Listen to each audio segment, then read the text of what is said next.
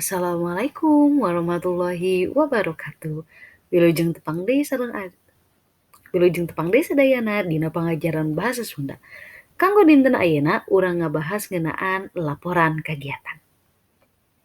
Nah, sataacana aya nu teurang teu? Naon sih aya laporan kagiatan teh? Nah, naon sih laporan kagiatan teh? Hidup pasti sering ngupingkeun kegiatan pasti sering ngupingkeun. Tapi aya laporanna naon? Naon nu dimaksud laporan kegiatan teh? Tah, laporan kagiatan nyaeta hiji laporan ngeunaan hiji kagiatan anu geus lumangsung. Jadi misalkan hideuk ngajieun kagiatan misalkan 17 Agustus.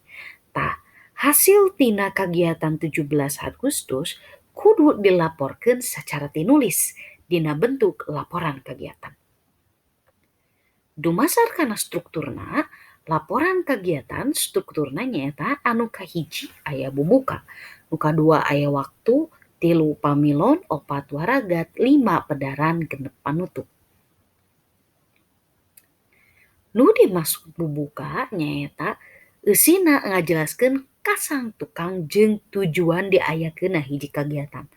Naon kasang tukangna, naon tujuanana. Dina ieu bagian, penulis kudu ngajelaskeun sacara genre alasan dijieun ieu kegiatan. Jadi, nyieun kagiatan teh lain ngan saukur nyieun kagiatan hungkul. Aya tujuanna, aya alasanna. Misalkan 17 Agustus alasanna kunaon kudu diayakeun 17 Agustus?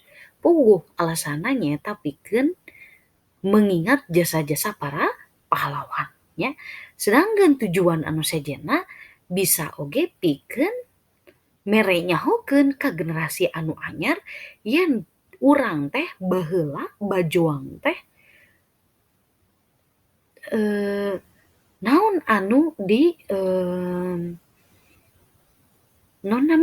naon anu diberekeun ku pahlawan nalika berperang pikeun perjuangan kemerdekaan rakyat Indonesia. Kitu nya. Anu kadua, waktu jeung tempat. Tah di dieu oge kudu jelas waktu jeung tempatna. Moal mungkin urang ngayakeun hiji acara henteu jelas waktu jeung tempatna. Di mana tempatna, iraha waktuna. Ti jam sabaraha nepi ka jam sabaraha. Salajengna pamilon. Dina bagian ieu kudu dijelaskeun saha wae nu ilubiung dina ieu kagiatan. Ya, jumlah peserta anu datang jeung jumlah panitia anu aya dina ieu acara. Maksudna pamilon teh peserta. Misalkan lamun 17 Agustusan pesertana saha wae.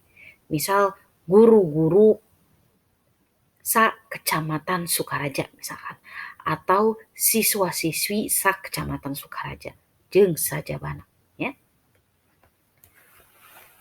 Anu salajengna aya waragat.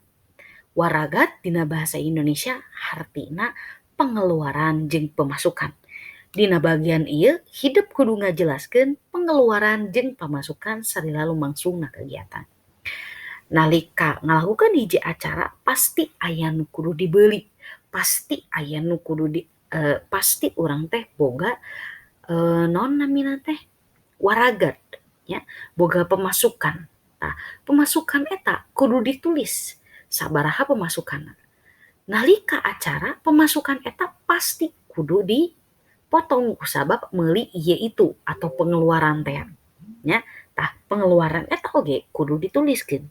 Angke akhirna dijumlahkeun sabaraha pengeluaran sisa pemasukan sabaraha.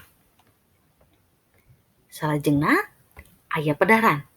Dina bagian ieu kudu dijelaskeun kumaha lumangsungna acara jeung kumaha kaayaan nalika acara lumangsung. Jadi di dieu maksudna hideuk kudu ngajelaskeun acara teh berlangsungna kumaha. Ti jam sabaraha nepi ka jam sabaraha. Ya, dijelaskeun secara detail, henteu ngabohong, henteu ngaleuleuwihi. Ya, henteu ngaleuleuwihi jeung henteu menutup-nutupi. Ya. Bahkan hade mah lamun misalkan nepi ka aya hiji nempi ka hiji aya hiji masalah dina eta kagiatan bisa dituliskeun dina pedaran ya. Salajengna aya panutup. Panutup di dieu mangrupakeun kacindekan tina isi laporan. Dina ieu bagian kudu dijelaskeun kalayan to the point.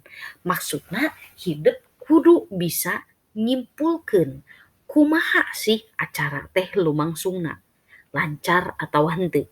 Tuluy di dieu oge hideuk kudu ngajelaskeun naon wae kakurangan dina ieu acara. Evaluasi naon wae nu kudu dilakukeun pikeun panata calagara ka hareupna saupama ngalakukeun ieu acara deui ya. Jadi laporan kagiatan teh lain ngan saukur pikeun ngajelaskeun kumaha sih kagiatan ieu lumangsung, kamana sih waragat anu dipake teh, tapi oge salaku salah sahiji cara pikeun bahan evaluasi pikeun panitia, boh panitia nalika acara eta boh panitia jang kahareupna gitu. Jeung laporan kagiatan ieu bisa dijadikeun bong-bolong cik urang mah nya, bisa dijadikeun pencerah pikeun acara tahun hareup lamun misalkan memang acara nu ku urang laporkeun nyaeta acara tahunan.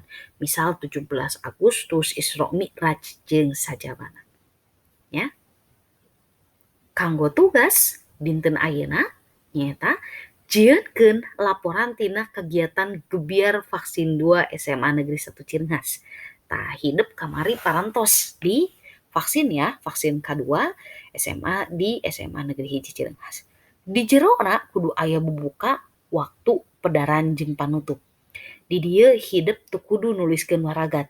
Kunaon? Jalaran hideuk lain panitia nya, hideuk peserta. Jadi cukup hideuk nyebutkeun bubuka waktu pedaran jeung panutup.